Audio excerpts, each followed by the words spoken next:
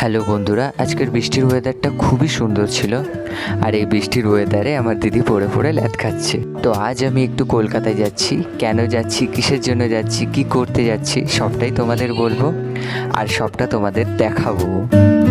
তো বাসে চেপে আমি পৌঁছলাম স্টেশনে। তো এই যাত্রাপথে আমি একা নই, আমার সাথে যাচ্ছে আমার প্রিয় শাখা সুতীর্থ। তারপরে এবার আসি আমরা কেন যাচ্ছি। আমাদের একটা ছোট্ট প্রজেক্ট আসছে ইউটিউবে, যার নাম শক্তি স্বরূপিণী। তার জন্যই কিছু জিনিসপত্র কেনাকাটা করতে আমরা কলকাতা বড়বাজার যাচ্ছি। দেখো, বকতে বকতে চলে এলাম আমরা হাওড়া স্টেশনে। তো স্টেশন থেকে আমরা রওনা দিলাম বাস স্ট্যান্ডের দিকে। হাওড়া স্টেশন এবং হাওড়া ব্রিজের সঙ্গে আমার অনেক পুরনো সম্পর্ক, তাই যতবারই এখানে আসি না কেন হাওড়া ব্রিজ সবসময় আমার মন কেড়ে নেয়। যাকে তারপরে আমরা উঠে পড়লাম বাসে, রওনা দিলাম বড়বাজারের দিকে।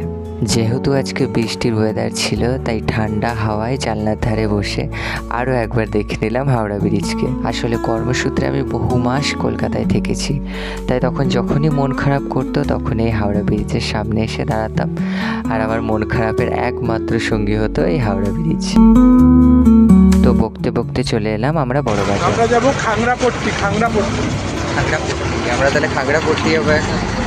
তো বড়বাজার খাগড়াপট্টি একটা অত্যাধুনিক ব্যস্তমূলক জায়গা, এবং এখানে এক পাও দাঁড়াতে তুমি পারবে না, তোমাকে অপরন্ত পা চালিয়ে যেতে হবে, কারণ এখানে দাঁড়ানোর কোনো জায়গাই নেই। তো তুমি যদি ক্রিয়েটিভ ফিল্ড থেকে বিলং করো তাহলে এখানে এমন কোনো জিনিস নেই যা তুমি পাবে না।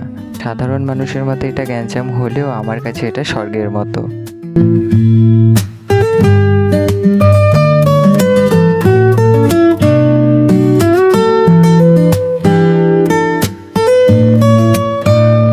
আমরা যেই দোকানটার খোঁজ করছিলাম সেটা খাগড়াপট্টির এই দোকানটা। তো দোকানে অলরেডি একটা কাস্টমার ছিল, তার জন্য তার শেষ হওয়া অবধি আমরা বাইরে ওয়েট করছিলাম। আমরা চলে এসেছি দোকানে। তো দোকানের ভিতরে প্রচুর ভিড়, এখানে যাবতীয় সমস্ত জিনিস পেয়ে যাবো আমরা। তো ফাঁকা হোক, তারপরে ভিতরে গিয়ে দেখাচ্ছি।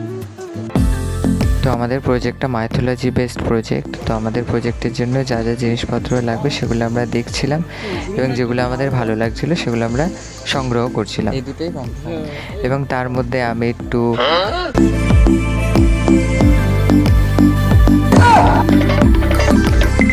তো আমাদের প্রয়োজনীয় সমস্ত জিনিস কেনা হয়ে গেছে। তো তোমরা যদি কেউ আসতে চাও এখানে অবশ্যই আসতে পারো, তোমাদের প্রয়োজনীয় সমস্ত জিনিস তোমরা এখান থেকে পেয়ে যাবে।